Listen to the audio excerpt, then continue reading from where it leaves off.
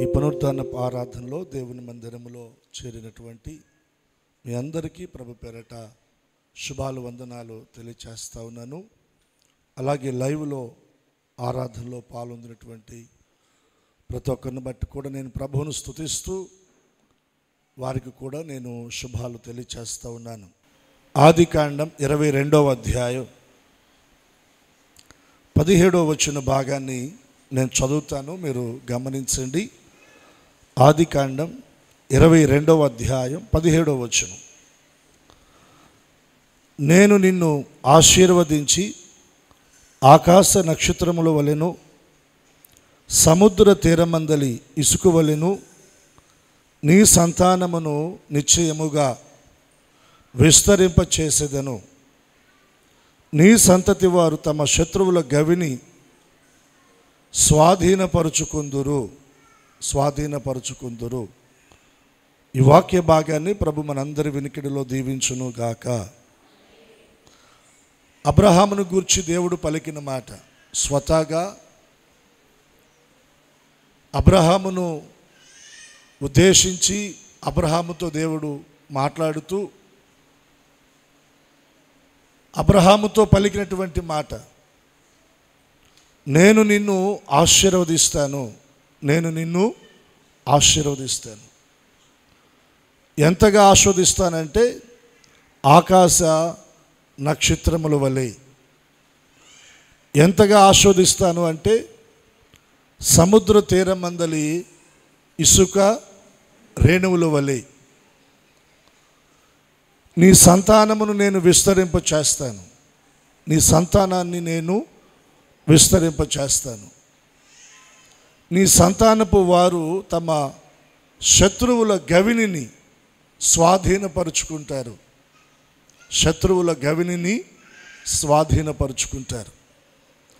ఇంతగా నేను నిన్ను ఆశీర్వదిస్తాను, ఇంతగా నీ సంతానము నేను విస్తరింపచేస్తాను, ఇంతగా నీ సంతానానికి నేను విజయాన్ని ఇస్తానని అబ్రహాముతో దేవుడు చెప్తా ఉన్నాడు. ఈ ఆదివారం ఈ పునరుద్ధానపు ఆరాధనలో దేవుడు అబ్రహామునే కాదండి, ఆయన సన్నిధిలో చేరిన మనల్ని కూడా ఆయన ఆశీర్వదించడానికి ఇష్టపడతా ఉన్నాడు.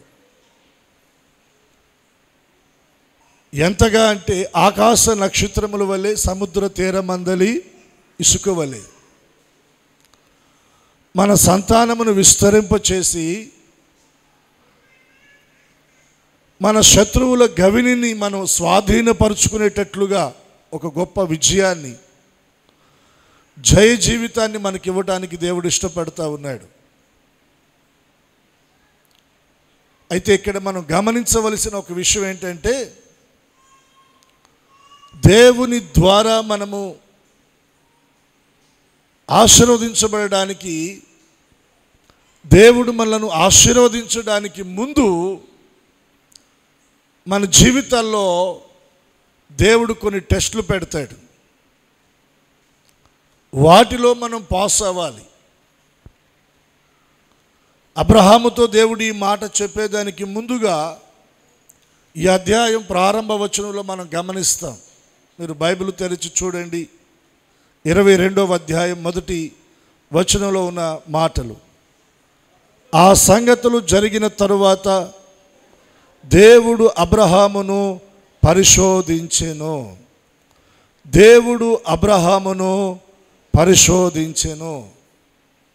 అబ్రహామును దేవుడు ఏం చేశాడంట?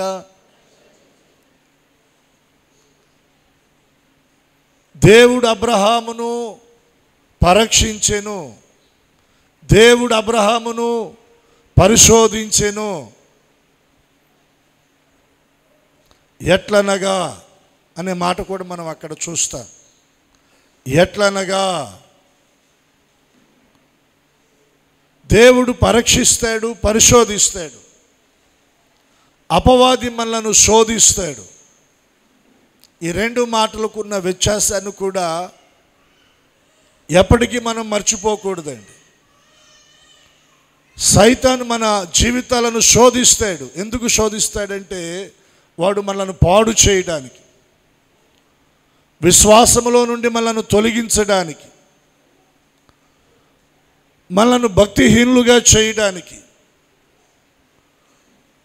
దేవుని దగ్గర నుండి మనం పొందుకోవలసిన ఆశీర్వాదాలను మనకు దూరం చేయడానికి వాడు మనల్ని శోధిస్తాడు. వాడు శోధకుడు. దేవుడు మనల్ని ఎప్పుడు కూడా శోధించాడు. ఆయన పరీక్షిస్తాడు, పరిశోధిస్తాడు. దేని కొరకంటే ఉన్నతంగా మనల్ని దీవించడానికి, ఉన్నతంగా ఆయన మనల్ని ఆశీర్వదించడానికి, మన జీవితాల్లో గొప్ప విజయాన్ని మనకి ఇవ్వటానికి, మనల్ని బలపరచడానికే తప్ప మనల్ని పాడు చేయడానికి మాత్రం కాదు. మన పిల్లలను స్కూలుకు పంపిస్తాం. ప్రైవేట్ స్కూల్స్లో వేల రూపాయలు ఫీజులు కట్టి చదువుకోవడానికి వాళ్ళని మనం పంపిస్తాం.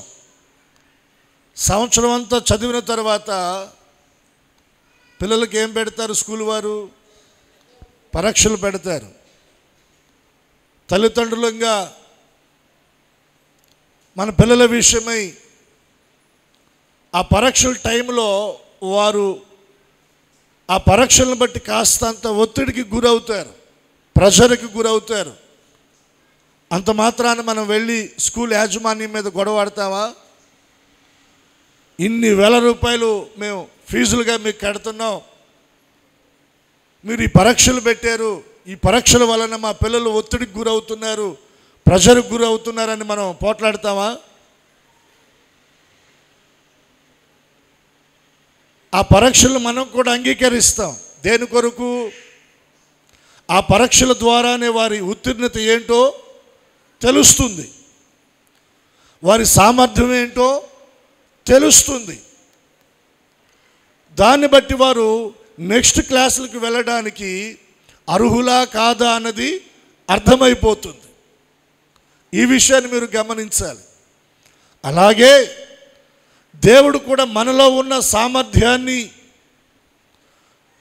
మనలో కూడా దేవుని ఎడల మనం కలిగి ఉన్న ఆ సమర్పణను, త్యాగాన్ని, ఆ ప్రతిష్టతను దేవుడు తెలుసుకోవడానికే ఆయన మనల్ని పరీక్షిస్తాడు, పరిశోధిస్తాడు. నెక్స్ట్ లెవెల్కు మనల్ని ఆస్వాదించడానికి, నెక్స్ట్ లెవెల్కు ఆయన మనల్ని దీవించడానికి, నెక్స్ట్ లెవెల్కు ఆయన తన కృపతో మనల్ని నింపడానికే ఆయన కొన్ని పరీక్షలు మన జీవితంలో అనుమతిస్తాడు. మన జీవితంలోనే కాదండి, మన పితరుడు విశ్వాసులకు తండ్రిగా పిలువబడిన అబ్రహామునే దేవుడు పరీక్షించాడంట. రెండు చేతులెత్తి స్తోత్రం చెల్లిద్దాం దగ్గరగా మరొకసారి. అబ్రహామునే దేవుడు పరిశీలించాడు, అబ్రహామునే దేవుడు పరీక్షించాడు. పరీక్షించిన తరువాత, పరిశోధించిన తరువాత అబ్రహామును గూర్చి దేవుడు పలికిన మాట, నేను నిన్ను ఆశీర్వదిస్తాను, ఆకాశ నక్షత్రముల వలె, సముద్ర తీరమందలి ఇసుక వలె నీ సంతానమును నేను విస్తరింపచేస్తాను. నీ సంతానపు వారు తమ శత్రువుల గవిని స్వాధీనపరుచుకుంటారు. మనల్ని కాదు, మన పిల్లలను, మన కుటుంబాన్ని ఆస్వాదించడానికి దేవుడు ఇష్టపడుతూ ఉన్నాడు.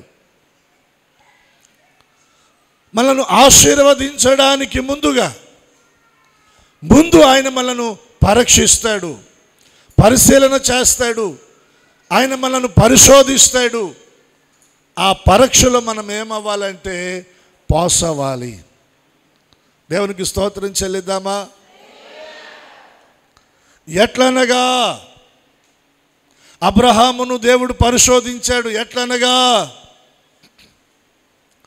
అప్పుడే దేవునితో పరిచయం ఏర్పడినటువంటి దినాలు అబ్రహాముకి. దేవునితో విశ్వాస జీవితంలో తొలి అడుగులు, దేవునితో తొలి అడుగులు వేస్తూ ఉన్నాడు అబ్రహాం. దేవునితో స్నేహం, దేవునితో సాంగత్యం జరుగుతున్నటువంటి తొలి దినాలు. ఆ దినాలలో అబ్రహాముతో దేవుడు మాట్లాడుతూ ఉన్నాడు. చూడండి, ఆదికాండం 12వ అధ్యాయం మొదటి వచన భాగాలను మనం గమనిస్తే దేవుడు పరిశోధించిన ఆ విధానము ఎట్లా అన్నది మనకు అర్థమవుతుంది. యెహోవా అబ్రహాముతో దేవుడు చెప్తా ఉన్నాడు, నీవు లేచి నీ దేశము నుండి, నీ బంధువుల యొద్ద నుండి, నీ తండ్రి ఇంట నుండి బయలుదేరి నేను నీకు చూపించే దేశమునకు వెళ్ళుము. నిన్ను గొప్ప జనముగా చేసి నిన్ను ఆశీర్వదిస్తాను, నీ నామాన్ని గొప్ప చేస్తాను. ఇప్పుడు ఉన్నదానికంటే కూడా ఉన్నతంగా నీవు ఆస్వాదించబడాలంటే, నీవు గొప్ప చేయబడాలంటే నువ్వేం చేయాలో తెలుసా? మొదట నీవు లేవాలి. లేచిన నీవు నీ స్వదేశాన్ని విడిచిపెట్టాలి, నీ బంధువులను విడిచిపెట్టాలి, నీ తండ్రి ఇంటి వారిని విడిచిపెట్టాలి. నేను చూపించే దేశానికి నీవు వెళ్ళాలి. వెళతాడా? వెళ్ళడా? విడిచిపెడతాడా? విడిచిపెట్టడా? లేస్తాడా? లేవడా?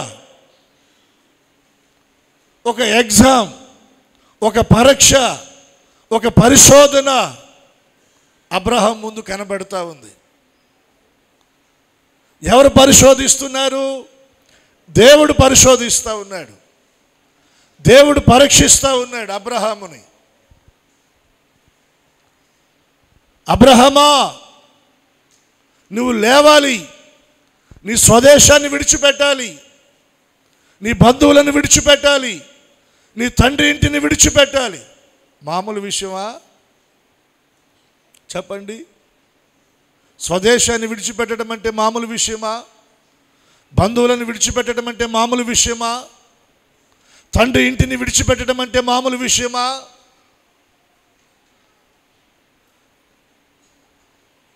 దేవుని మాట విని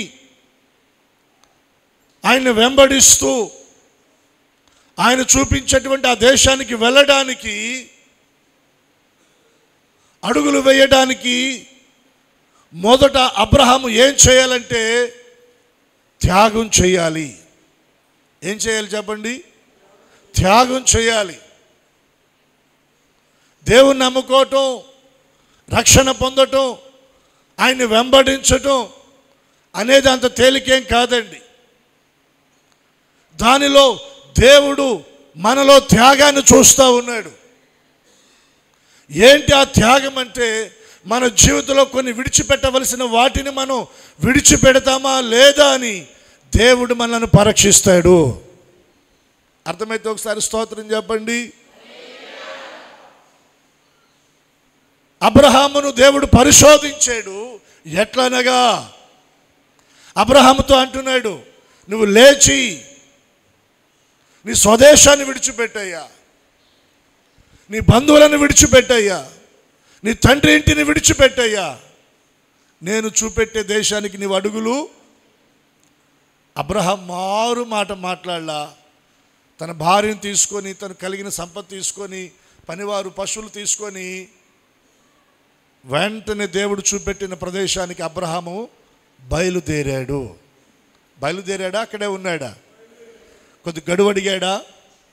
ఓ 10 రోజులు ఇవ్వయ్యా, ఒక నెల రోజులు ఇవ్వయ్యా, ఓ సంవత్సరం ఇవ్వయ్యా, చక్క పెట్టుకోవాల్సినవి చాలా ఉన్నాయి. ఇలా అబ్రహాం ఏమి గడువు అడగల. వెను వెంటనే స్వదేశాన్ని, బంధువులను, తండ్రి ఇంటిని విడిచిపెట్టడానికి అబ్రహాము ఇష్టపడ్డాడు, అడుగులు వేశాడు. అప్పటికే అబ్రహాము తండ్రి, అబ్రహాము తాత, తన బంధువులు, స్నేహితులు, ఇరుగు పొరుగు వారు అయిన వారు, వారందరినీ ఒకేసారి వదిలిపెట్టడం అంటే మామూలు విషయం కాదండి. నేటి సమాజంలో మనం చూస్తాం, కొందరి దగ్గర నుంచి వచ్చే సమాధానం ఎలా ఉంటుందంటే, అమ్మ మందిరానికి రండి, దేవుణ్ణి నమ్ముకోండి, మీ జీవితాల్లో ఉన్న కన్నీళ్ళు కష్టాలు దేవుడు తొలగించి మీకు నెమ్మదినిస్తాడంటే యేసయ్య గొప్ప దేవుడే, కన్నీళ్లను తుడిచి కష్టాలను తొలగించే దేవుడే, కరుణించి ఆశీర్వదించే దేవుడే. కానీ మేము మందిరానికి వస్తే మా బంధువులు మా గురించి అదొక రకంగా అనుకుంటారండి, మా బంధువులు మమ్మలను అదొక విధంగా చూస్తారండి, తక్కువ చేస్తారండి, వెలివేస్తారండి, మాతో మాట్లాడరండి అని దేవుని సన్నిధికి రాలేనటువంటి వారు సమాజంలో ఎంతోమందిని మనం చూడగలం. ఎవరి కోసం దేవుని దగ్గరికి రాలేకపోతున్నారు వారు? ఎవరి కోసం?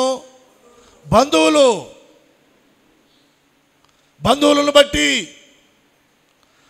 దేవునికి దగ్గరగా రాలేకపోతూ ఉన్నారు. వారు ఏదో అనుకుంటారని. కానీ నీ కష్టకాలంలో వారు నీకు అక్కడికి రాదు, నీ శ్రమ దినాన వారు నీకు అక్కడికి రాదు, నీ కన్నీళ్లలో నీకు ఓదార్పునివ్వడానికి వారు అక్కడికి రారు. అటువంటి వారిని గూర్చి ఆలోచిస్తూ దేవుని దగ్గరికి రాలేకపోవటం ఎంత విచారం. అబ్రహాము ఏమాత్రం కూడా ఆలోచన చేయలేదండి, ఆలోచన చేయలే. విడిచిపెట్టమన్న దానిని అబ్రహాము వెంటనే విడిచిపెట్టాడు. అయితే ఇక్కడ నేను మీకు చెప్పదలిచిన మాట ఏంటో తెలుసా? దేవుని కొరకు ఒకవేళ మనం ఏదైనా విడిచిపెట్టగలిగితే దేవుడు అన్యాయస్తుడు కాదు, తిరిగి మనకు నూరంతలుగా ఆయన ఇస్తాడు. నమ్మితే రెండు చేతులు ఎత్తి స్తోత్రం చెప్పండి. మార్కు సువార్త 10వ అధ్యాయం 29వ వచనం నుండి 31వ వచనం వరకు మీరు చదవగలిగితే, మార్కు సువార్త 10వ అధ్యాయం 29వ వచనం నుండి 31వ వచనం వరకు చూడండి. బైబిల్ తెరిచి మీరు ఈ మాటలు. అందుకు యేసు ఇట్లా, నేను నా నిమిత్తము, సువార్త నిమిత్తము. ఎవరి నిమిత్తం? దేవుని కొరకు, దేవుని పని కొరకు, దేవుని రాజ్య వ్యాప్తి కొరకు, సువార్త కొరకు. చదవండి. ఇంటినైనను, అన్నదమ్ములనైనను, అక్క చెల్లెండ్రనైనను, పిల్లలనైనను, భూములనైనను విడిచినవాడు. బాగా గమనించాలి. విడిచినవాడు ఇప్పుడును ఇహమందును నూరంతలుగా. ఎన్నంతలు చెప్పండి? ఎన్నంతలు? నూరంతలు దేవుడు నీకు ఇవ్వాలని ఆశపడుతున్నాడు. నూరంతలు దేవుని దగ్గర నుంచి నువ్వు పొందుకోవాలంటే దేవుడు నీ దగ్గర ఉన్నదాన్ని ఒక్కొక్కసారి విడిచిపెట్టమంటాడు, నీతో ఉన్నదాన్ని విడిచిపెట్టమంటాడు. దేవుని కొరకు నువ్వు దాన్ని విడిచిపెట్టగలిగితే, దేన్నైతే నువ్వు విడిచిపెట్టావో దానికి మించి నూరంతలు దేవుడు నీకు ఇస్తాడు. హల్లెలూయా. అబ్రహాం మొదటి పేరేంటి చెప్పండి? అబ్రామ్ అంటే ఒంటిగాడు, ఒంటరివాడు. తర్వాత అబ్రహాముతో దేవుడు అన్నాడు, నీ పేరు ఇక మీదట అబ్రామ్ కాదు, అబ్రహాము అన్నాడు. అబ్రహాము అంటే జనములకు తండ్రి. దేవుని కొరకు తన స్వదేశాన్ని, తన బంధువులను, తన తండ్రిని విడిచిపెడితే అబ్రహామును దేవుడు ఏం చేశాడు? జనములకు తండ్రిగా చేశాడు. జనములకు తండ్రిగా చేసి అబ్రహామును దేవుడు ఆస్వాదించాడు. అబ్రహాము సంతానమును దేవుడు ఆకాశ నక్షత్రముల వలె ఆశీర్వదించాడు. ఆకాశ నక్షత్రాలను మనం లెక్క పెట్టగలమా? సముద్ర తీరమందలి ఇసుక రేణువులను మనం లెక్క పెట్టగలమా? లెక్క పెట్టలేనంతగా అబ్రహాము సంతానమును దేవుడు ఆశీర్వదించాడు. ఒకవేళ అబ్రహాము విడిచిపెడితే 100 మంది బంధువులను విడిచిపెట్టి ఉండొచ్చు. 1000 మందిని అబ్రహాముకు దేవుడిచ్చాడు. అబ్రహాము విడిచిపెడితే ఒక ప్రాంతాన్ని విడిచిపెట్టి ఉండొచ్చు. అబ్రహాముకు దేవుడు ఒక దేశాన్నే ఇచ్చాడు స్వాస్థ్యంగా. నీ లాభం కొరకు కాదు, నీ స్వలాభం కొరకు కాదండి, నీ స్వార్థం కొరకు కాదు. యేసయ్య అన్నమాట, నా నిమిత్తము, సువార్త నిమిత్తము తల్లిని విడిచిపెట్టిన, తండ్రిని విడిచిపెట్టిన, అన్నదమ్ములను విడిచిపెట్టిన, పిల్లలను విడిచిపెట్టిన, భూములు ఒకవేళ ఇండ్లను విడిచిపెట్టిన వాటికి తిరిగి నేను నూరంతలుగా ఇస్తాను. రెండు చేతులెత్తి స్తోత్రం చెల్లిద్దామా? అబ్రహాము తన స్వదేశాన్ని విడిచిపెట్టి నష్టపోయాడా? నాకు సమాధానం చెప్పాలి. అబ్రహాము తన బంధువులను విడిచిపెట్టి నష్టపోయాడా? అబ్రహాము తన తండ్రి ఇంటిని విడిచిపెట్టి నష్టపోయాడా?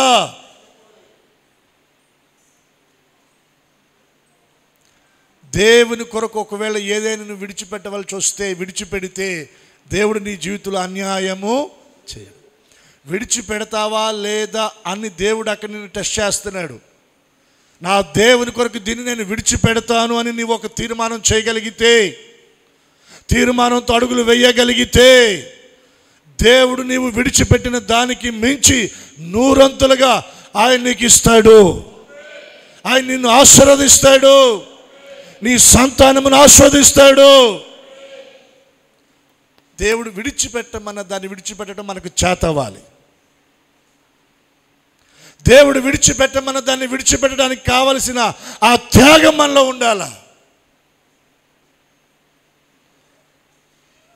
త్యాగం లేకుండా నువ్వు ఆయన్ని వెంబడించి ఏ విధమైన ఆశీర్వాదాన్ని నువ్వు చూడలేవు. ఆయన నిన్ను పరీక్షించినప్పుడు నీలో త్యాగం కనపడాలా. నా దేవుని కొరకు నేను ఇది విడిచిపెడతాను అని. నేను మీకు ఒక 2-3 రిఫరెన్స్లు ఇస్తానండి. దేవునికి విరోధమైన వాటిని, మన జీవితంలో విడిచిపెట్టవలసిన వాటిని ఒక 2-3 రిఫరెన్స్లు నేను మీకు ఇస్తాను.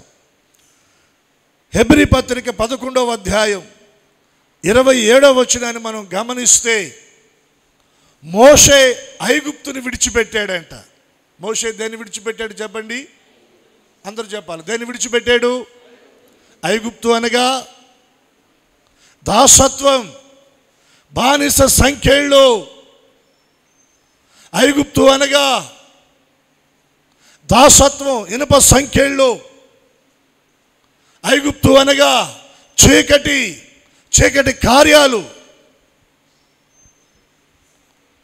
ఐగుప్తును మోషే విడిచిపెట్టాడు. మనం కూడా విడిచిపెట్టాలి. దేవునికి ఒకసారి 2 చేతులు ఎత్తి స్తోత్రం చూద్దాం. హెబ్రీ పత్రిక 12వ అధ్యాయం 2వ వచనాన్ని మీరు గమనించగలిగితే, మనము కూడా ప్రతి భారమును సులువుగా చిక్కులు పెట్టు పాపమును విడిచిపెట్టాలి. దేన్ని విడిచిపెట్టాలి? ఐగుప్తును విడిచిపెట్టాలి. మనము కూడా అంటే మనమే. ప్రతి భారమును సులువుగా చిక్కులు పెట్టే పాపము, సులువుగా చిక్కులు పెట్టే పాపము. సైతాను పెద్ద పెద్ద వాటిని తీసుకొచ్చి మన ముందు పెట్టాడు పాపం చేయమని. చిన్న చిన్న వాటిని తీసుకొచ్చి పెడతాడు. ఆ చిన్న చిన్న వాటికి మనం లొంగిపోతే అక్కడ మొదలుపెట్టి వాడు ఎక్కడ దాకైనా తీసుకుని వెళతాడు.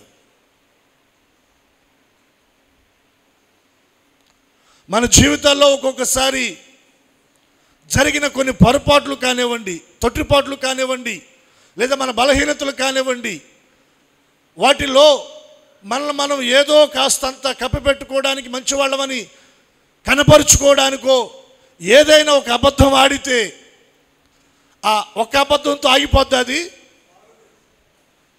చెప్పాలి, ఆగుద్దా? దాన్ని కవర్ చేయడానికి, దాన్ని నిలబెట్టుకోవడానికి ఆ తర్వాత ఎన్నో అబద్ధాలు. అప్పుడేమనిపిస్తుంది అంటే, అప్పుడు సాతాను ఏం చెప్తాడంటే, ఇది ఒక్కటేలే అని వాడు మన చెవుల్లో ఊతాడు. ఒకటే కదని మనం అనుకుంటాం. కానీ ఆ ఒకటి దగ్గర ఆగదు అది.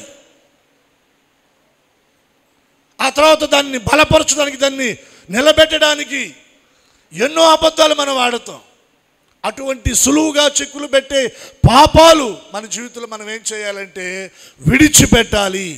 ఏం చేయాలి? మనం వాటిని విడిచిపెట్టాలి. ప్రియులారా, అగ్ని ఒడిలో ఉంచుకుంటే కాలకుండా ఉంటుందా? పాపం కూడా అలాంటిదే. విషాన్ని నాలుక మీద పెట్టుకుంటే ప్రమాదం ఉండదా? మింగటలేదు కదా. విషాన్ని నువ్వు నాలుక మీద పెట్టుకుంటే ఎంత ప్రమాదమో, పాపం కూడా మన జీవితంలో అంతే ప్రమాదాన్ని కలిగిస్తుంది. అందుకనే దేవుడు అంటున్నాడు, దాన్ని విడిచిపెట్టు. ఏం చేయాలి? దాన్ని మనం విడిచిపెట్టాలి. విడిచిపెట్టాలి. ఐగుప్తును మనం విడిచిపెట్టాలి. పాపాన్ని మనం విడిచిపెట్టాలి. యోహాను సువార్త 4వ అధ్యాయం 28వ వచనం భాగాన్ని మనం గమనిస్తే, సమరయ స్త్రీ కొండను విడిచిపెట్టిందంట. దేన్ని విడిచిపెట్టింది? కొండను విడిచిపెట్టింది. తన జీవితంలో ఉన్న అపవిత్రతను, దేవునికి విరోధమైన కార్యాలను, దేవుడు తనతో మాట్లాడిన తర్వాత, దేవుడు తనను దర్శించిన తర్వాత, మెస్సయ్యను కనుగొన్న తర్వాత,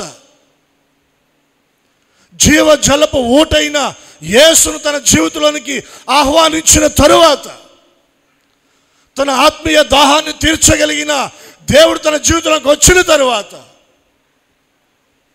అప్పటి వరకు తను ఏదైతే కలిగి ఉందో ఆ కొండను ఏం చేసింది? ఆమె విడిచిపెట్టింది. మనం కూడా విడిచిపెట్టాలి.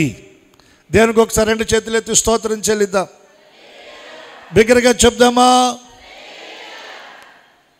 పేతురు రాసిన మొదటి పత్రిక 1వ అధ్యాయం 18వ వచనాన్ని మనం గమనిస్తే,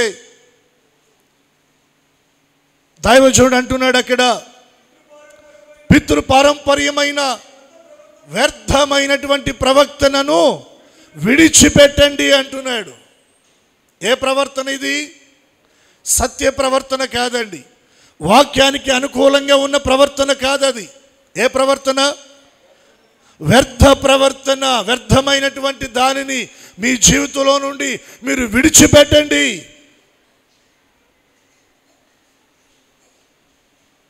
విడిచిపెట్టాలి. విడిచిపెట్టాలి. ఇంకొక మాట నేను మీకు జ్ఞాపకం చేసి ముగించేస్తున్నాను. హెబ్రీ పత్రిక 6వ అధ్యాయం 1వ వచనాన్ని మీరు గమనిస్తే, హెబ్రీ పత్రిక 6 1వ వచనం, కాబట్టి నిర్జీవ క్రియలను విడిచి, దేన్ని విడిచిపెట్టాలి? మనం చెప్పాలి. దేన్ని విడిచిపెట్టాలి? జీవం లేని వాటిని విడిచిపెట్టాలి. నిర్జీవమైన క్రియలను మనం విడిచిపెట్టాలి. విడిచిపెట్టమన్న వాటిని మనం విడిచిపెట్టగలిగితే, అబ్రహామును ఆశీర్వదించిన దేవుడు ఈ ఆదివారపు ఈ పునరుద్ధానపు ఆరాధనలో ఆయన తన బాహువును చాపి తన హస్తమును మన మీద ఉంచి నిండారులుగా మనలను, నూరంతలుగా మనలను ఆశీర్వదించడానికి ఆయన సిద్ధంగా ఉన్నాడు. బిగ్గరగా 2 చేతులు ఎత్తి స్తోత్రం చెల్లిద్దాం. ఐగుప్తును, పాపమును, పాప సంబంధమైన కొండను, పితృ పారంపర్యమైన వ్యర్థమైన ప్రవర్తనను, నిర్జీవ క్రియలను విడిచిపెట్టకుండా దేవుడు నన్ను ఆస్వాదించాలంటే కుదరనే కుదరదు. దేవుడు ఆస్వాదించడానికే టెస్ట్ పెడతా ఉన్నాడు. కంసాలి నశించిపోవు సువర్ణాన్ని తీసుకుని వెళ్ళి అగ్నిలో పడేస్తాడు. దేని కొరకు? చెప్పాలి. దేని కొరకు? కొంచెం గట్టిగా చెప్పాలి. దేని కొరకు? ఆ బంగారానికి పట్టిన మలినము మస్టు తొలగిపోవాలి. బంగారానికి అంటుకున్న ఆ మలినము బంగారాన్ని విడిచిపెట్టాలి, లేదా బంగారం తనకు అంటుకున్న ఆ మలినాన్ని మస్టును విడిచిపెట్టాలి. ఆ రెండు వేరవ్వాలి. అప్పుడే మరలా ఆ బంగారం క్వాలిటీ బయటికి వస్తుంది, ఒరిజినాలిటీ బయటకు వస్తుంది. మనలో ఉన్న దైవ సంబంధమైన ఆధ్యాత్మిక ఆ మెరుగు బయటికి వచ్చున్నట్లుగా వీటిని మనం విడిచిపెట్టాలి. వీటిని మనం విడిచిపెట్టగలిగితే, విడిచిపెట్టడానికి మనలో ఆ త్యాగం దేవుడు చూడగలిగితే దేవుడు పక్షపాతి కాడు. రెండు చేతులెత్తి దేవునికి స్తోత్రం చెల్లిద్దాం. అబ్రహామును దేవుడు ఏం చేశాడంట? పరిశోధించాడు. ఎట్లనగా అబ్రహాముతో దేవుడు అంటున్నాడు, నువ్వు లేచి నీ స్వదేశాన్ని, నీ బంధువులను, నీ తండ్రి ఇంటిని విడిచిపెట్టాయా అంటే మారు మాట మాట్లాడకుండా అబ్రహాము విడిచిపెట్టాడు. ఈ రోజున దేవుడు అంటున్నాడు, ఐగుప్తుని విడిచిపెట్టు, సులువుగా చిక్కులు పెట్టే పాపాన్ని విడిచిపెట్టు, మలినమైన కొండను విడిచిపెట్టు, పితృ పారంపర్యమైన వ్యర్థమైన వాటిని విడిచిపెట్టు, నిర్జీవ క్రియలను విడిచిపెట్టు అని దేవుడు చెప్తున్నాడు. వీటిలో ఏవి మన జీవితంలో ఉండా వాటిని ఈ రోజుని విడిచిపెట్టడానికి ఒక తీర్మానం దేవుని దగ్గర చేయగలిగితే,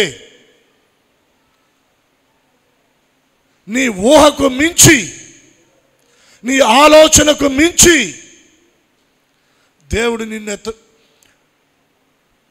నిన్ను ఎత్తిపట్టి, దేవుడు నిన్ను ఘనపరిచి, దేవుడు నిన్ను ఆస్వాదించబోతా ఉన్నాడు.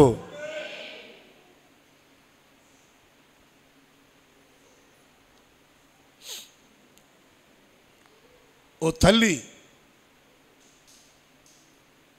ఓ పిల్లవాడిని పిలిచింది. ఏంటమ్మా అని దగ్గరకు వచ్చాడు. తన చేతిలో ఉన్న ఆల్ వెరైటీ నేతితో చేయబడిన స్వీట్స్ చూడగానే నోరూరేటట్లుగా ఉన్న మంచి మంచి స్వీట్స్ ఆ బాక్స్ వాడికి చూపెట్టింది. కావాలా అంది. ఎవరొద్దు అంటారు? ఆ తల్లి అంది, ఇస్తా కానీ చేయి కడుక్కొని రారా అంది. ఏం చెప్పింది?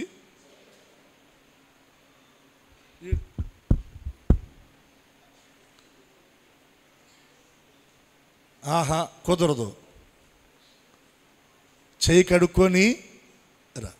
వీడు మళ్ళీ చేయి చాపుతున్నాడు. మళ్ళీ ఆ తల్లి అంటుంది, కుదరనే, ఇవన్నీ నీ కొరకే, కానీ నువ్వు చేయాల్సిందేంటి? ఏం చేయాలా? చేయి కడుక్కోవాలా. నీ చేతికి మట్టి ఉంది, నీ చేతికి బురద ఉంది, నీ చేతికి మలినం ఉంది, అది శుభ్రం చేసుకో, ఈ స్వీట్స్ అన్నీ నేను నీకు ఇస్తా. అట్లాగే దేవుడు అంటున్నాడు, ఉన్నతమైన ఆశీర్వాదాలు నీ కొరకే. అయితే నీ జీవితంలో ఉన్న కొన్ని విడిచిపెట్టవలసిన వాటిని నీవు విడిచిపెడితే, అవి నువ్వు విడిచిపెడతావా లేదని నేను నిన్ను టెస్ట్ చేస్తున్నాను. విడిచిపెడితే ఈ ఆశీర్వాదాలన్నీ కూడా నీ కొరకే. ఇంకొక విషయాన్ని జ్ఞాపకం చేస్తాను, చూడండి. ఆదికాండం 21వ అధ్యాయం 12వ వచనం. ఈ విషయాన్ని కూడా మీరు జాగ్రత్తగా గమనించాలండి. దేవుడు ఈ చిన్నవాణిని బట్టి, ఈ దాసిని బట్టి నీవు దుఃఖపడవద్దు. శారా నీతో చెప్పు ప్రతి విషయంలో ఆమె మాట వినుము, ఆమె మాట విను. అబ్రహాముతో దేవుడు మాట్లాడుతూ ఉన్నాడు. అక్కడ జరిగిన సంభవాన్ని నేను మీకు జ్ఞాపకం చేస్తాను. శారాకు, హాగరుకు కొంచెం అక్కడ వాదన మొదలైంది.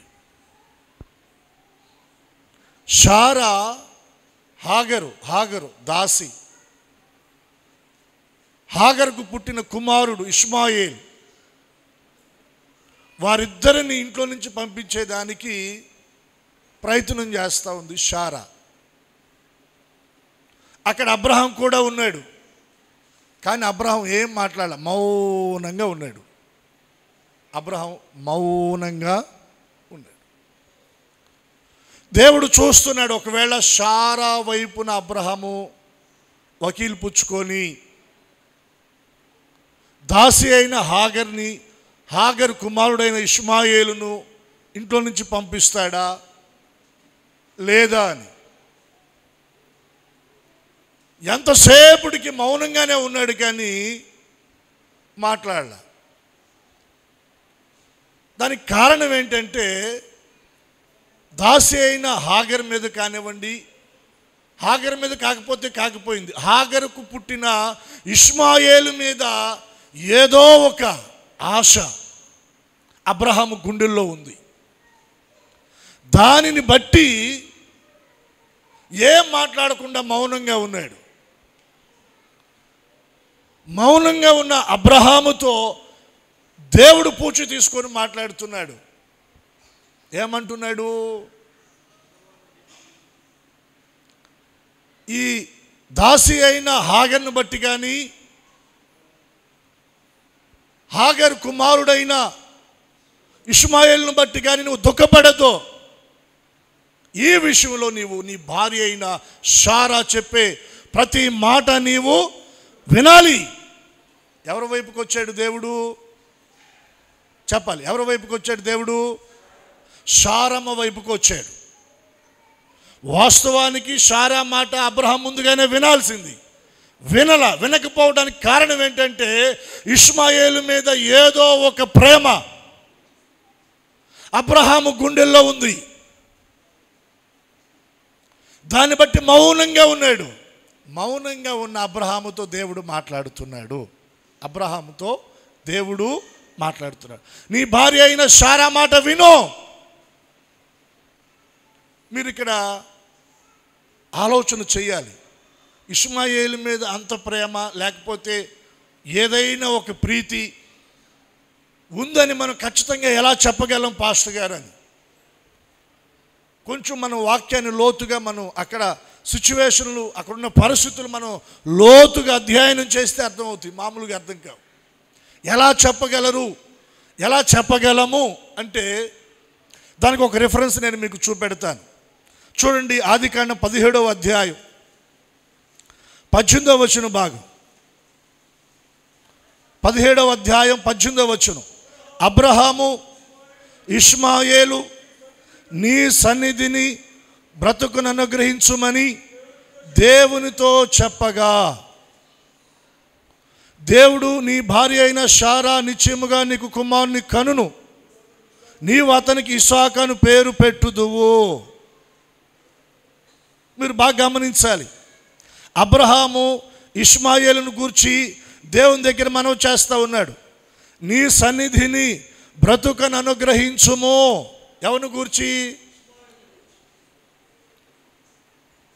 అబ్రహాము ఇష్మాయేలును గూర్చి దేవుని దగ్గర మనవి చేసే ఆ సిచ్యువేషన్ కాదది. 17వ అధ్యాయం ప్రారంభం నుండి అప్పటి వరకు కూడా అనేక విషయాలు అబ్రహాంతో దేవుడు మాట్లాడుతూ ఉన్నాడు. నేను సర్వశక్తి గల దేవుడను, నా సన్నిధిలో నీవు నిందారహితుడుగా నడుచుకుంటూ నువ్వు జీవించాలి. అలా నువ్వు జీవిస్తే నాకు నీకు మధ్య నా నిబంధన నియమిస్తాను, దాన్ని స్థిరపరుస్తాను, నీకు సంతానాన్ని ఇస్తాను, నేను ఆస్వాదిస్తానని దేవుడు మాట్లాడాడు. తర్వాత అబ్రహాముకి దేవునికి మధ్య నిబంధనగా, ఒక సూచనగా సున్నతి జరగాలని ఆ విషయాలు దేవుడు తెలియచేశాడు. ఇలా ఆ అనేకమైన విషయాలు దేవుడు విరామం లేకుండా, గ్యాప్ ఇవ్వకుండా అబ్రహాముతో దేవుడు మాట్లాడుతూ ఉండగా, ఆ మాటల మధ్యన ఫేస్ లేకపోయినా, సమయం లేకపోయినా, అవకాశం లేకపోయినా అబ్రహాం అవకాశాన్ని కల్పించుకొని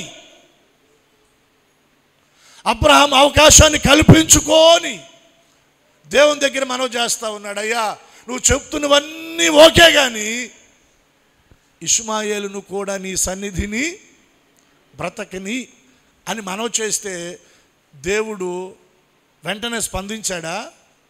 అసలు ఆ మాట దేవుడు చెవిని పెట్టినట్టుగా లేదు. అక్కడ మనవి చేశాను అంటే దానికి సమాధానంగా మాట్లాడాలి, కానీ దేవుడు మాట్లాడాల. దేవుడు ఏమంటున్నాడు? ఇష్మాయేలు సంగతి పక్కన పెట్టు అన్నట్టుగా దేవుడు ఏమంటున్నాడు? నీ భార్య అయిన శారా నిశ్చయముగా నీకు కుమారుణ్ణి. అబ్రహాం చేసిన మనవేంటి? దేవుడు అబ్రహాంతో మాట్లాడుతున్న విధానం ఏంటి? అక్కడ మీరు అక్కడ జాగ్రత్తగా గమనిస్తే అర్థమవుతుంది ఆ విషయం.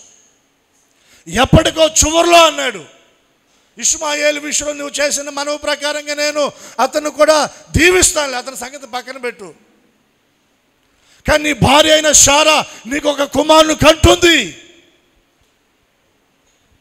అంటే అబ్రహాము గుండెల్లో ఒక ప్రత్యేక స్థానం ఇష్మాయేలు కూడా ఉంది.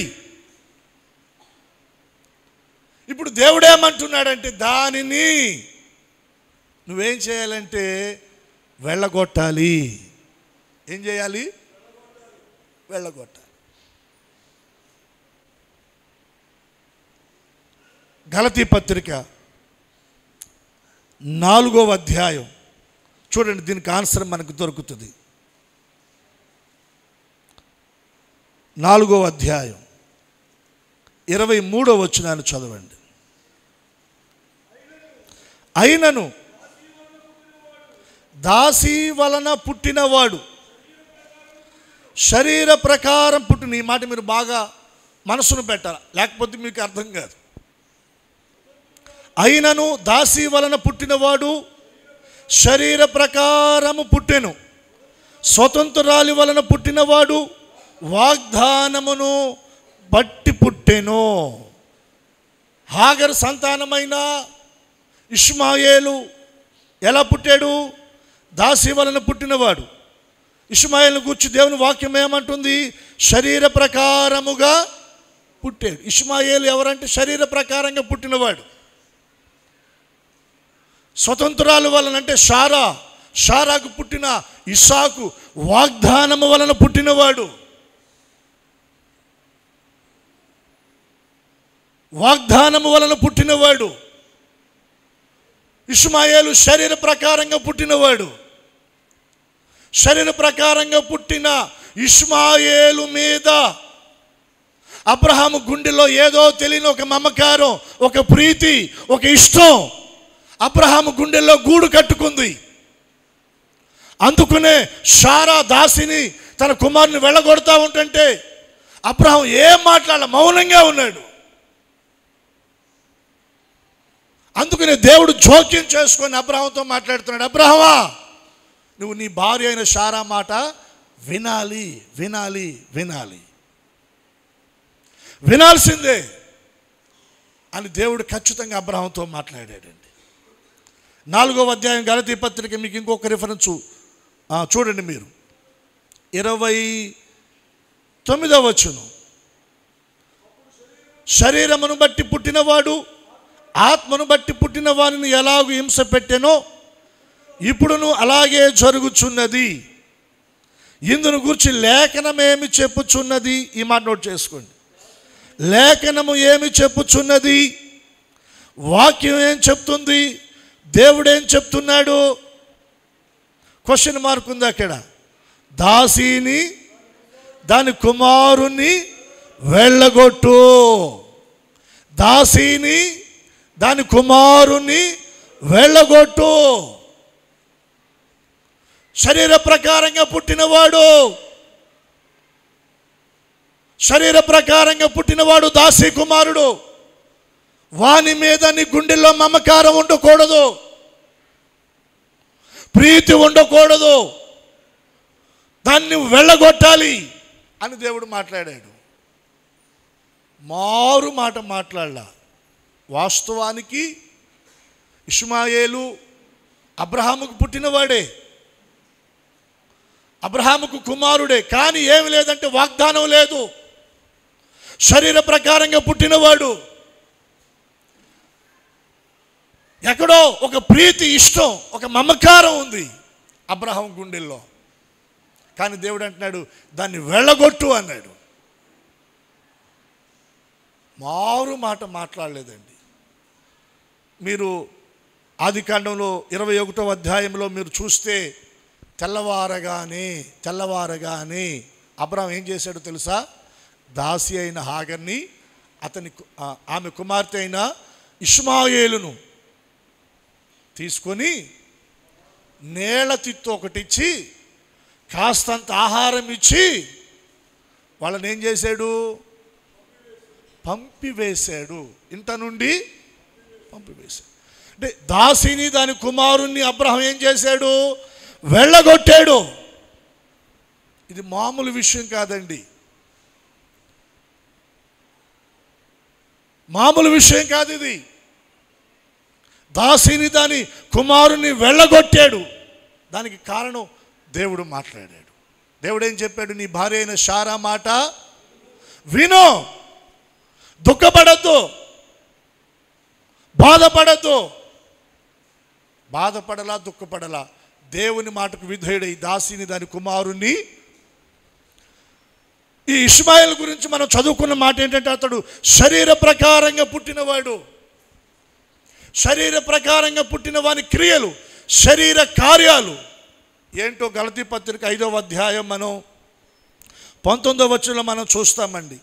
శరీర కార్యములు స్పష్టమై ఉన్నవి. అవేవనగా జారత్వము, అపవిత్రత, కామకత్వము, విగ్రహారాధన, అభిచారము, ద్వేషము, కలహము, మత్సరము, క్రోధములు, కక్షలు, భేదాలు, విమతములు, అసూయలు, మత్తతులు, అలరితో కూడిన. దాసి దాని కుమారుని వెళ్ళగొట్టమంటే వీటిని మనం వెళ్ళగొట్టాలి. వీటిని వెళ్ళగొట్టకుండా మన జీవితంలో వాటి మీద మక్కువ, ఇష్టం, ప్రేమ కలిగి వాటిని మనం మన గుండెలో పెట్టుకుంటే దేవుడు ఆస్వాదించలేడండి. దేవుడు మనలను ఆస్వాదించలేడు. 2 చేతులు దేవునికి ఒకసారి స్తోత్రం చెల్లిద్దాం. దేవుని లేఖనము ఏమి చెప్పుచున్నది? దాసిని, దాని కుమారుణ్ణి వెళ్ళగొట్టు. దాసి వలన పుట్టినవాడు శరీర ప్రకారంగా పుట్టాడు. శరీర కార్యాలు కనబడుతూ ఉన్నాయి. ఏంటి ఆ శరీర కార్యాలు? ఇప్పుడు మనం చదువుకున్నాం కదా. జారత్వం, అపవిత్రత, కామకత్వం, విగ్రహారాధన, అభిచారం, ద్వేషాలు, కలహాలు, మత్సరం, క్రోధం, కక్షలు, భేదాలు, విమతాలు, అసూయలు, మత్తతులు, అల్లరితో కూడిన. వీటి మీద నువ్వు మక్కువ పెట్టుకొని, ప్రేమ పెట్టుకొని, ఇష్టం పెట్టుకొని బ్రతికితే దేవుడు మనలను ఆస్వాదించలేడు. వీటిని మనం కఠినంగా ఏం చేయాలా? వెళ్ళగొట్టు అన్నాడు. సాగనంపు అన్నాడా? చెప్పాలా? సాగనంపు అన్నాడా? వెళ్ళగొట్టమన్నాడా? సాగనంపితే మళ్ళీ వస్తారు, అది దాని అర్థం. అంతే కదా. కూతురికి పెళ్లి చేసి సాగనంపుతారు. ఎవరింటికి? అత్తగారింటికి. మళ్ళా వచ్చుద్దా రాదా? చెప్పండి అమ్మా. ఈ శరీర కార్యాలను మనం సాగనంపితే మళ్ళీ వస్తాయి. అందుకనే దేవుడు ఏమంటున్నాడు? దాసిని, దాని కుమారుణ్ణి వెళ్ళగొట్టు. వెళ్ళగొట్టడం అంటే ఇంకా మళ్ళా నీ దగ్గరికి రాకూడదు, నీ జీవితంలోకి రాకూడదు, నీ ఆలోచనలోకి రాకూడదు, నీ తలంపులోనికి రాకూడదు, నీ మనసులోనికి రాకూడదు, నీ హృదయంలోనికి రాకూడదు అవి. దాసిని, దాని కుమారుని వెళ్ళగొట్టు. ఎందుకంటే శరీర ప్రకారంగా పుట్టాడు. వెళ్ళగొట్టగలిగితే ఆకాశ నక్షత్రముల వలె, సముద్ర తీరమందుల ఇసుక వలె నా దేవుడు నిన్ను ఆస్వాదిస్తాడు. నీ సంతానమును దేవుడు విస్తరింపజేస్తాడు. నీ సంతానపు వారు శత్రువుల గవిని స్వాధీనపరుచుకుంటారు. దేవుడు అన్యాయస్తుడు కాదండి. దేవుడు అబ్రహామును పరిశోధించును. ఎట్లనగా స్వదేశాన్ని విడిచిపెట్టాయా, బంధువులను విడిచిపెట్టాయా, తండ్రి ఇంటిని విడిచిపెట్టాయా అంటే విడిచిపెట్టాడు. అబ్రహామును దేవుడు పరిశోధించాడు. ఎట్లనగా దాసిని తన కుమారుణ్ణి వెళ్ళగొట్టు అనగా వెళ్ళగొట్టాడు. అబ్రహామును దేవుడు పరిశోధించును. ఎట్లనగా నీకు ఒక్కడై ఉన్న, నీవు ప్రేమించుచున్న నీ కుమారుడైన ఇస్సాకును ఏం చేయాలి నీవు? మూడవది, నీకు ఇష్టమైన దానిని, నీకు ప్రాణంగా ఉన్న దానిని దేవుడు అంటున్నాడు తన దగ్గర బలిపీఠం మీద పెట్టు అంటున్నాడు. పెట్టగలమా? అబ్రహాం పెట్టాడా లేదా? చెప్పాలా? పెట్టాడా లేదా? ఇస్సాకును బలిపీఠం మీద పెట్టడానికి ఇస్సాకును తీసుకొని 3 రోజులు ప్రయాణం చేశాడు దేవుడు చూపెట్టిన ప్రదేశానికి వెళ్ళటానికి. సుదీర్ఘ ప్రయాణాన్ని చేశాడండి. ఈ 3 దినాల ప్రయాణంలో అబ్రహాము ఎక్కడా కూడా సనిగాడా?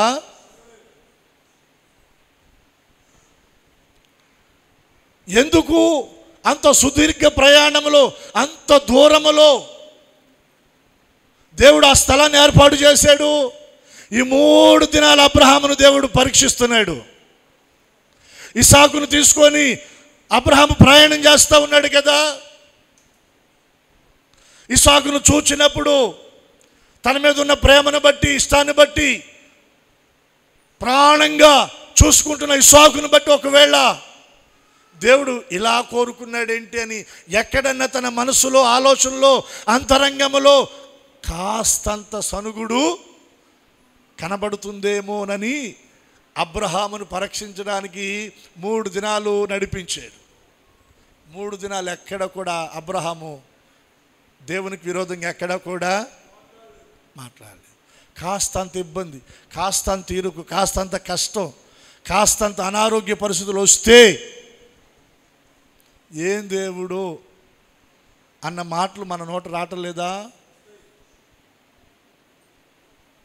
ఆ మాటలే ఉన్నతమైన దేవుని ఆశీర్వాదాన్ని మనం పొందుకోకుండా అడ్డగిస్తూ ఉన్నాయి. కాస్తంత ఓర్చుకో, ఓపిక తెచ్చుకో, నిరీక్షించు, విశ్వాసాన్ని కోల్పో మాకు. దేని కొరకు ఈ పరీక్ష, దేని కొరకు ఈ పరిశోధన, దేని కొరకు ఈ టెస్ట్ పెట్టాడో దేవుని వైపు చూడు. తొందరపడ మాకు, తొందరపడి మాట్లాడ మాకు, తొందరపడి సొనగ మాకు, తొందరపడి విసుగుదల చెంద మాకు. కాస్త ఓపిక పట్టు, నిరీక్షణతో ఉండు, దేవుడు దీవిస్తాడు. హల్లెలూయా. అబ్రహాం ఏం మాట్లాడు, మౌనంగా వెళ్ళాడు. వెళ్ళే దారిలో ఇస్సాకు అడిగాడు, నాన్న కట్టెలు ఉన్నాయి, కత్తి ఉంది, నిప్పుంది, గొర్రెపిల్ల దేవుడు చూసుకుంటాడులే నాన్న. గొర్రెపిల్ల ఎవరు చూసుకుంటారంట? దేవుడు చూసుకుంటాడులే గొర్రెపిల్లని తీసుకొని వెళ్ళాడండి. దేవుడు చూపెట్టిన ఆ ప్రదేశానికి, ఆ పర్వతం మీదకి వెళ్ళాడు. కట్టెలు చక్కగా పేర్చాడు, కత్తి నూరాడు, నిప్పు రాజు పెట్టాడు. ఇప్పుడు ఇస్సాకుని ఏం చేయాలా? దహన బలిగా అక్కడ ఇస్సాకు కోసం 25 సంవత్సరాలు ఎదురు చూశాడు అబ్రహాం. ఎన్ని సంవత్సరాలు? 25 సంవత్సరాలు ఎదురు చూసిన వాగ్దాన ఫలం, వాగ్దాన పుత్రుడు, అబ్రహాముకు ప్రాణం. అబ్రహాం చచ్చిపోమంటే 1 సెకండ్ కూడా ఆలోచించకుండా చచ్చిపోయేవాడు. కానీ ఇప్పుడు ఇస్సాకును తన చేతులతో చంపడం అంటే అది మామూలు విషయం, మామూలు విషయం కాదండి. బలిపీఠం కట్టి, నిప్పు రాజు పెట్టి, కత్తి నూరి ఇస్సాకును తీసుకొని కాళ్ళు చేతులు కట్టి అబ్రహాము స్వతహాగా తన చేతులతో బలిపీఠం మీదకి ఎక్కించాడు. స్వతహాగా అబ్రహాము ఇస్సాకును దేవునికి దహన బలిగా అర్పించడానికి బలిపీఠం మీద పరుండబెట్టాడు. పరుండబెట్టడమే కాదండి, దేవునికి దహన బలిగా అర్పించడానికి ఇస్సాకు మీదకి అబ్రహాము కత్తినెత్తాడు. కత్తి ఎప్పుడైతే ఎత్తాడో ఆ క్షణమే దేవుడు మాట్లాడుతున్నాడు. అబ్రహమా, అబ్రహమా, ఆ చిన్న వాని మీద చేయి వేయ మాకు, చేయి వేయ మాకయ్యా. నీకు ఒక్కడై ఉన్నా, నీవు ప్రేమిస్తున్నా నీ కుమారుడు. ఇక్కడ మీరు లెక్క పెట్టండి, నీకు ఒక్కడై ఉన్నా అంటే నీ దగ్గర ఉన్నది ఒకే ఒక్కటి, దేవునికి ఇవ్వటానికి వెనక్కి తీశాడా? ఉన్నదే ఆ ఒకటి. ఆ ఒకటి దేవుడు అడిగాడు, ఇవ్వగలమా మనం?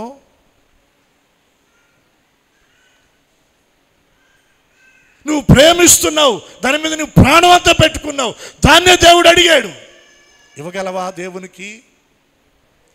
ఇస్తావా లేదని దేవుడు నిన్ను పరీక్షిస్తున్నాడు అంతే. అది దేవుడికి ఏం అక్కరా లేదు. ఇవ్వగలిగితే, ఇచ్చే మనసు నీలో దేవుడు చూడగలిగితే నూరంతలుగా దేవుడు నిన్ను ఆస్వాదిస్తాడు. అబ్రహాము తనకు ఒక్కడై ఉన్న, తను ప్రేమించుచున్న, తనకు ప్రాణంగా ఉన్న తన కుమారుడైన ఇస్సాకును బలిపీఠం మీద పెట్టినట్టు మనం ప్రేమించే వాటిని బలిపీఠం మీదకి ఎక్కించగలిగితే దేవుడు ఉన్నతంగా ఆయన మనలను దీవిస్తాడు. రెండు చేతులు ఎత్తి స్తోత్రం చెల్లిద్దామా? ఇక్కడ మనం అర్థం చేసుకోవాల్సింది ఏంటో తెలుసా? నువ్వు అధికంగా దేన్ని ఇష్టపడుతున్నావు, అధికంగా దేన్ని ప్రేమిస్తున్నావో, నీకు ఏది ప్రాణంగా ఉందో అది నీకు నీ దేవునికి మధ్య అడ్డుగా రాకూడదు. ఒకవేళ అడ్డు వచ్చే పరిస్థితి వస్తే దాన్ని బలిపీఠం మీద పెట్టి దేవునికి దహన బలిగా అర్పించే ఆ త్యాగం నీలో కనబడాలా? చేయగలవా?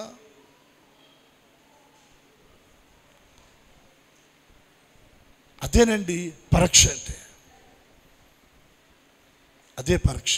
నీకు నీ దేవునికి మధ్య అడ్డుగా వచ్చేది, అది నువ్వు ప్రేమించేది, నీకు ప్రాణంగా ఉన్నదైనా సరే, అది నీకు ఒక్కటే అయినా సరే, అది అడ్డుగా వస్తుంది అంటే దాన్ని బలిపీఠం మీద పెట్టాలి. దేవుని సేవించటానికి, ఆరాధించటానికి నీకు ఏది అడ్డు వస్తుంది దాన్ని నువ్వు బలిపీఠం మీద పెట్టు. నీ త్యాగాన్ని, సమర్పణ, నీ ప్రతిష్టతను చూసి దేవుడు నూరంతలకు ఇస్తాడు. హల్లెలూయా చెప్దామా? హల్లెలూయా బిగ్గరగా చెప్దామా? పరీక్షించడానికి దేవుడు అడుగుతాడు కానీ మన దగ్గర తీసుకోవడానికి కాదండి. పరీక్షించడానికి దేవుడు అడుగుతాడు. దేవుడు అడిగినప్పుడు, దేవుడు అడిగిన దాన్ని మనం ఇచ్చే మనసు కూడా మనం కలిగి ఉండాలి. దైవజనులు పాల్ యాంగ్చో గారు వారి జీవితంలో ఒక సాక్ష్యం నేను చాలా కాలం క్రిందట చదివానండి. అది నా పరిచర్యలో దేవుని కొరకు ఖర్చు పెట్టడానికి, దేవుని కొరకు ఇవ్వటానికి నన్ను ఎంతగానో పురికొల్పుతుంది. ఆయన మందిరం పని నిర్మాణాన్ని స్టార్ట్ చేశాడంట.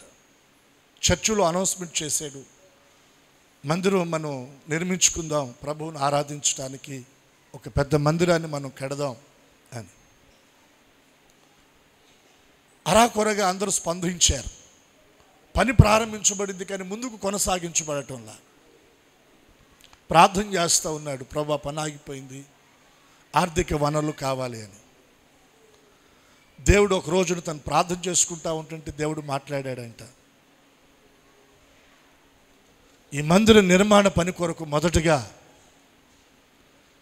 నువ్వు నివసిస్తున్న, నువ్వు కలిగి ఉన్న ఆ ఇంటిని అమ్మి ఆ ధనాన్ని తీసుకొచ్చి ఆ మందిరానికి ఖర్చు చేయాలి.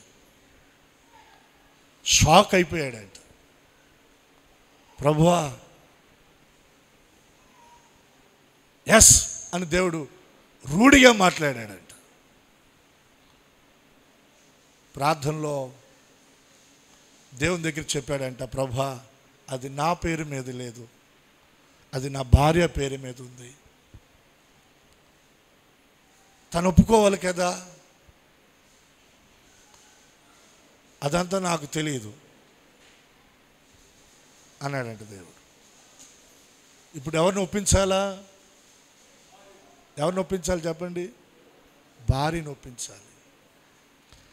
పాల్ యాంగ్ చో గారి సాక్ష్యం బుక్కు మీరు చదవగలిగితే దాంట్లో ఈ విషయం కనపడుతుందండి. ఒకరోజు సాయంత్రం ఆమెకి ఇష్టమైన స్వీట్సు, తినుబండారాలు తీసుకొని వచ్చి తన భార్య దగ్గర కూర్చొని ప్రేమగా మాట్లాడుతూ అవన్నీ కూడా ఆమెకి ఇచ్చాడంట. ఆమెకు చిత్రం అనిపించిందంట. ఏ రోజు లేదు ఇవాళ ఏంది మా వారు వింతగా కనబడుతున్నారని. చాలా ప్రేమగా మాట్లాడుతూ ఆమెకు కావలసిన ఇష్టమైన వాటిని తెచ్చిపెట్టి చివర్లో మెల్లగా అన్నాడంట, దేవుని పని కొరకు మనం ఉంటున్న ఇల్లు అమ్మేసి దేవునికి కానుకగా ఇచ్చేద్దాం, దేవుడు మాట్లాడాడని. అప్పుడు దాకా వెలిగిపోతున్న ముఖం ఒక్కసారిగా ఉగ్రరూపంగా మారిపోయిందంట. ఎవరిది? పాస్టమ్ గారిది.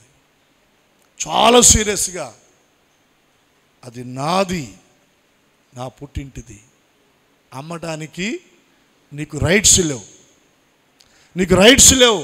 ఒకవేళ నీదైన ఏదైనా ఉంటే, నీదైనది ఏదైనా ఉంటే అది అమ్మించుకో. ఏం చేయాలి అర్థం కాక సైలెంట్గా అక్కడి నుంచి లేచి పక్కకి వెళ్ళిపోయాడు. 2 రోజుల తర్వాత మరలా ఆమెకి ఇష్టమైన బట్టలు కొనుక్కొచ్చాడంట. ఆమెకు అర్థమవుతూ ఉంది, మళ్ళీ వేస్తున్నాడు బిస్కెట్ అని. ఇట్లా 2-3 ప్రయత్నాలు చేశాడు కానీ ఎక్కడ ఆమె అవకాశం ఇవ్వలా. ఇంకా ఆ తర్వాత ఇట్లా కాదని ఉపవాసం ఉండి ప్రార్థన చేయటం మొదలుపెట్టాడంట. ప్రభువా, నాతో మాట్లాడావు, నా భార్యతో కూడా మాట్లాడు, తన మనసును కూడా మలుచు నీ వైపు, తనకు కూడా ఆ సమర్పణ తీసుకురాయా అని ప్రార్థన చేసాడంట. ప్రార్థన చేస్తే ఒక రోజున ఆమె తనకు తానుగా స్వతహాగా తన భర్త దగ్గరికి వచ్చి తన భర్తతో మాట్లాడిందంట. ఏమండి, మనం ఉంటున్న ఈ ఇల్లు దేవుని పని కొరకు మనం దీనిని ఇచ్చేద్దాం.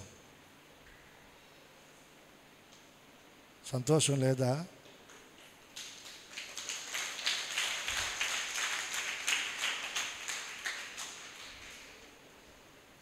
ఆయన ఎగిరి గంతేసాడంట ఆ మాట అనగానే. అవునా, నిజమేనా, నువ్వేనా ఈ మాట పలుకుతుంది అని. ఎస్, రాత్రి దేవుడు నాతోటి మాట్లాడాడు, రాత్రి దేవుడు నన్ను దర్శించాడు. దేవుని కంటే ఏది మనకు ఎక్కువగా ఉండకూడదు, దేవుని పని కంటే ఎక్కువగా మనకి ఏది ఉండకూడదు. చేద్దామండి అన్న. వెంటనే మరుసటి వారంలో దాన్ని అమ్మేసి ఆ ధనం తీసుకొచ్చి దేవుని మందిరానికి, ఆ నిర్మాణానికి ఖర్చు చేసేసారంట. దేవుడు సంఘంలో అనేకుల హృదయాలను దేవుడు రేపాడు, అనేకులను దేవుడు పురుకొలిపాడు, అనేకులు ముందుకు వచ్చారు. అద్భుతంగా మందిర నిర్మాణం పని జరిగింది. ఆ పరిచర్య ఎంతగా విస్తరించబడిందంటే ఒక ఆదివారం 10 లక్షల మంది ప్రజలు ఒక చోట కూడుకొని ప్రభువును ఆరాధించి అంత మందిరంగా దేవుడు ఆస్వాదించాడు. ప్రపంచ దేశాలలో ఒక ప్రాముఖ్యమైన గొప్ప సేవకునిగా ఆయన్ని తన నామ మహిమార్థమై దేవుడు సాక్షిగా నిలబెట్టాడు. ఎస్, పాల్ యాంగ్ చో గారు ప్రపంచ దేశాల్లో ప్రఖ్యాతిగాంచిన ఒక గొప్ప సేవకుడు. ఆయన ప్రపంచ దేశాల్లో ఉన్న దైవ సేవకులందరూ కూడా ఆయన్ని ఎంతో మోడల్గా తీసుకుంటారు. అంతగా ప్రపంచ దేశాలకు ఒక ఆస్వాదకరంగా ఆయన మారడానికి పునాదులు ఏంటండి? వారు దేన్నైతే ఇష్టపడారో, దేన్నైతే ప్రాణంగా పెట్టుకున్నారో దానిని దేవుని కొరకు వారు బలిపీఠం మీద పెట్టారు. వారు కలిగింది ఒక్కటే అయినా దాన్ని దేవుని కొరకు బలిపీఠం మీద పెట్టారు.